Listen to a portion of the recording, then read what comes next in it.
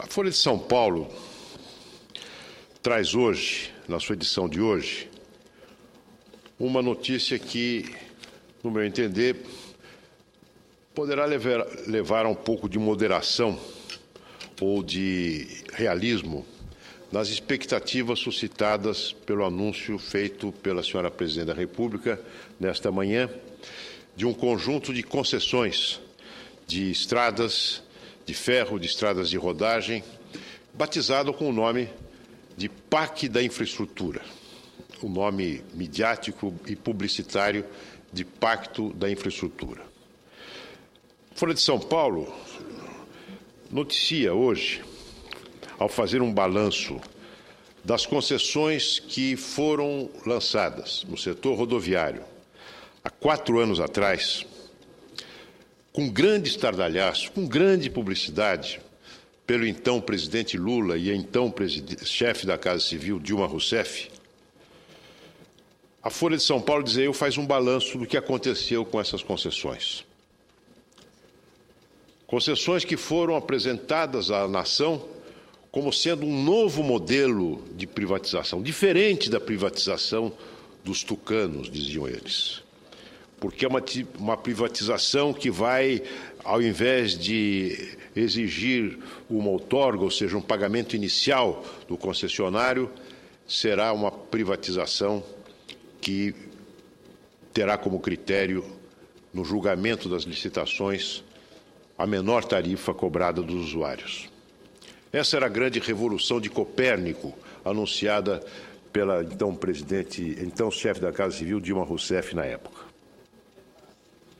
Foi uma forma que encontraram de sair da camisa de força ideológica em que o PT havia se enfiado a si mesmo, ao combater toda e qualquer forma de participação da iniciativa privada em investimentos públicos antes de chegar ao governo. Pois bem, qual é o balanço que se pode fazer hoje, 4 anos depois, deste pacote de concessões lançados lá atrás? Está aqui no título da reportagem. Concessões mais recentes gastaram só 10% do prometido para as estradas. É isso, senhores senadores. Aquele pacote de concessões, do tempo em que a presidente era chefe da Casa Civil, previa a duplicação de 270 quilômetros de rodovias. Pois bem, quanto disso foi feito até hoje, 4 anos depois? Menos de 10%, em torno de 10%. De 1 bilhão e 200 milhões de reais em valor atualizado, que era o orçamento dessas obras, objeto daquele pacote de 4 anos atrás, pouco mais de 100 milhões foi efetivamente realizado. Ou seja, o programa fracassou. Fracassou redondamente. Obras que deveriam estar sendo entregues agora, neste ano de 2012, tiveram o seu término reprogramado para 2015. E sabe-se lá se esse cronograma novo vai ser mantido. Eu duvido. Eu duvido porque, se nós verificarmos o conjunto das obras que incluídas naquele anúncio, de 4 anos atrás, nós veremos o seguinte: o contorno de Betim, na Fernão Dias, anunciado naquela época, só 32% feito até agora. O contorno de Campos de Goytacazes, no estado do Rio, na BR-101, sabem quantos, senhores senadores? Até agora, 4 anos depois, nada, zero. O contorno de Florianópolis, na BR-101, zero, nada. A duplicação da BR-116, Paraná-Santa Catarina, apenas míseros 7% realizados. Duplicação da BR-293, no Rio de Janeiro, zero. Zero de realização. Duplicação da BR-153, a BR que passa na minha cidade natal, São José do Rio Preto, zero. E continua morrendo gente em acidente. Não há semana, infelizmente, que não se tenha notícia de um acidente grave naquela estrada.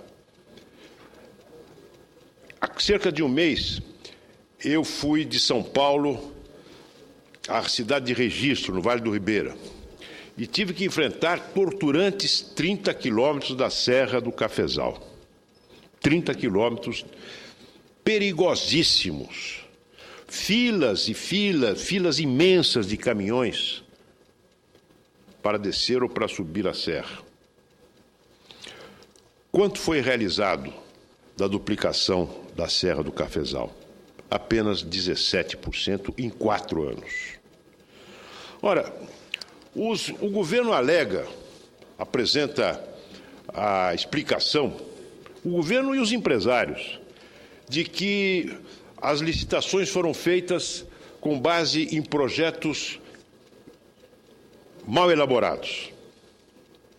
Se isso fosse, imagine os senhores, se isso é uma explicação que se dê, tanto para o empresário quanto para o governo. Como é que o governo abre uma licitação de estradas, duplicação de estradas, obras desse vulto e dessa importância, sem um projeto bem elaborado? E como os empresários entram numa aventura de concorrer a uma licitação com base num projeto que eles reconhecem mal elaborado? E o mais grave, senhora presidente, é que, daqui para frente, as obras do PAC não serão precedidas de projeto executivo, de projeto básico sequer, conforme medida provisória aprovada nesta Casa contra o voto da oposição. Esta é a situação em que nós nos encontramos.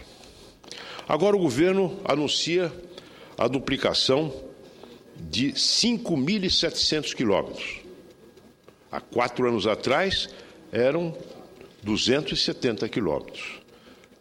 Um programa que fracassou até o momento. Não, em cima desse fracasso, uma nova promessa. Dessa vez, são 5.700 quilômetros. Eu espero que eu não tenha razão, que o futuro me desminta numa previsão muito pessimista que eu tenho em relação à realização efetiva desse programa. Mas, dado o nível de incompetência, de incapacidade de gerenciamento, de inoperância da Agência Nacional de Transportes, que poderia e deveria ter aplicado multas, sanções contra empresas que não deram conta do recado, a prevalecer tudo isso, senhores senadores, eu, infelizmente, sou obrigado a ter um prognóstico pessimista. Infelizmente, porque eu sei o quanto essas obras de infraestrutura são importantes, não apenas para o desenvolvimento do nosso país, mas, sobretudo, para economizar vidas que se perdem e acidentes que poderiam ser evitados caso as estradas fossem melhor conservadas e as duplicações necessárias efetivamente realizadas. Deixo esse tema, senhora presidente, para ingressar rapidamente em outro, do qual já tratei aqui na tribuna do Senado, que é a necessidade, eu não diria urgente, eu creio que o atraso do Congresso em cumprir a sua obrigação de legislar sobre a matéria que vou me referir, já é realmente já escapa a qualquer tentativa de compreensão. Refiro-me ao vazio legal aberto a partir da Constituição de 88, que reconheceu o direito de greve aos servidores públicos, direito esse cujo exercício estava condicionado à existência de uma lei que o regulamentasse, assim como o exercício do direito de greve dos trabalhadores das empresas privadas. Ora, um ano depois da promulgação da Constituição de 88, vem à luz a lei que regulamenta o direito de greve no serviço das empresas privadas.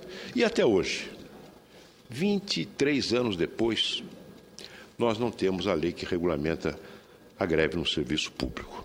O que nós temos é uma extensão, por decisão do Supremo Tribunal, da regulamentação da greve na empresa privada, do trabalhador privado, ao trabalhador público, naquilo que couber.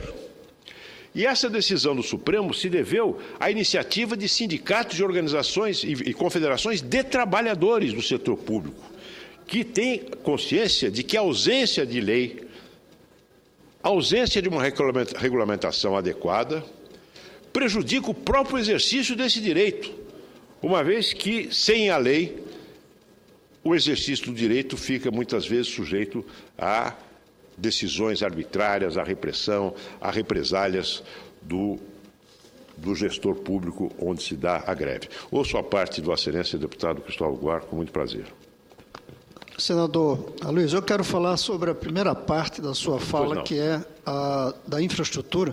Pois não. Embora essa da greve deve nos preocupar profundamente. Algo está errado. Ou falta uma lei que regulamente a greve de tal maneira que elas não ocorram, ou o governo não está sabendo como agir, ou os sindicatos enlouqueceram. Mas o fato é que o país está parando. Ou o país está dizendo que não precisa de serviço público, que não precisa de Estado, é o que vai se concluir daqui a pouco. Então, essa é uma preocupação corretíssima sua. No caso da educação, eu venho tentando aprovar um projeto que criaria um colchão entre as reivindicações de professores e o Estado, de tal maneira que esse colchão, com um conjunto de personalidade e autoridades, receberia as reivindicações e levaria ao Estado. E um dia diria, o Estado está sendo intransigente ou os professores estão sendo intransigentes. Mas eu queria falar da infraestrutura, senador. Pois não. Faz alguns anos, não sei se é lenda ou não, essas lendas urbanas, como se diz hoje em dia, numa reunião do então candidato presidente Clinton à presidência da República, com seus assessores, alguém estava falando quais eram os temas fundamentais e, de repente, ele bateu na mesa e disse, é a economia, estúpido. Isso ficou como um fato, não sei se foi ou não. Se não é vero, é bene trovato. Verdade. Se ele estivesse aqui hoje, ele bateria na mesa e diria, é a infraestrutura, estúpido. É a infraestrutura que está nos amarrando. A única coisa que eu quero acrescentar é o fato de que nessa infraestrutura tem que entrar a educação. A educação é parte da infraestrutura, além das estradas, dos portos, dos aeroportos. Agora, que nós temos um problema que nos amarra e que vem sendo dito há anos, que é a infraestrutura, nós temos.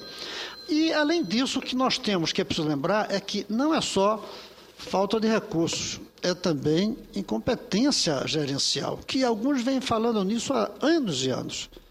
E, além da incompetência gerencial, gastos públicos exagerados no custeio, no operacional, para financiar o consumo, e não para financiar o crescimento, e não para financiar a infraestrutura que vai levar à sustentabilidade do crescimento. O crescimento baseado em injeção de dinheiro na demanda, ele é bom nas crises, mas ele não se sustém.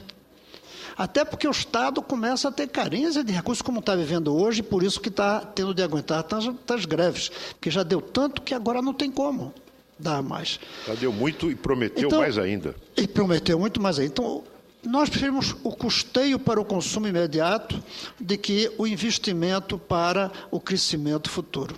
Junte-se a isso, incompetência gerencial, nós estamos numa dificuldade muito grande.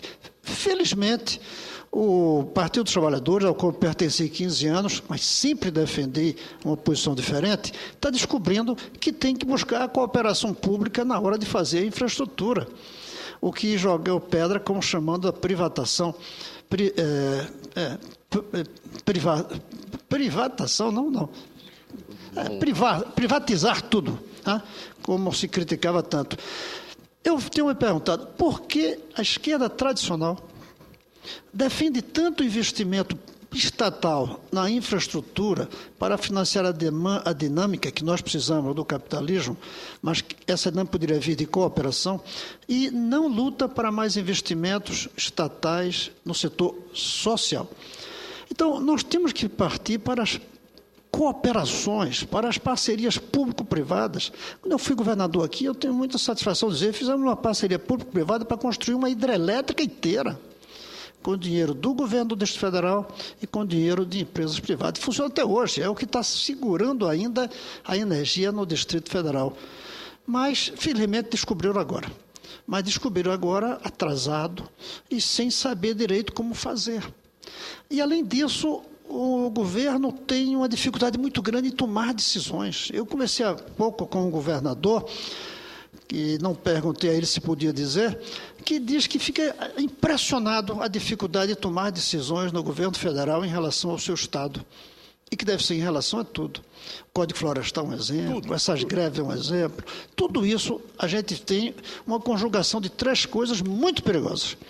A falta de recursos para investimento por excesso de gastos no custeio, a dificuldade gerencial clara que tem o governo hoje e, pouco diferente, mas parte disso, o enroscamento para tomar decisões relacionadas aos investimentos e tudo mais que diz respeito ao papel da União. Por isso, o seu discurso é importante. Agora, o que é que a gente pode fazer ficando aqui no Legislativo sem levar nossas posições para que o governo desperte? Porque a minha impressão é que eles nem assistem à TV Senado. Eles nem leem no clipping o que a gente pode falar aqui. Então, daqui a 5 anos, o senhor vai estar aqui ainda, eu vou estar aqui ainda, pelo menos do ponto de vista de mandato, e lá nós vamos continuar talvez com esse mesmo problema. A diferença é que o problema vai se acirrando, até que um dia a gente desperta e diz: não fizemos ali, agora estamos pagando preço alto, como estão alguns países europeus descobrindo agora. Obrigado, excelência. Muito obrigado pela parte, como sempre, muito lúcido e esclarecedor de Vossa Excelência.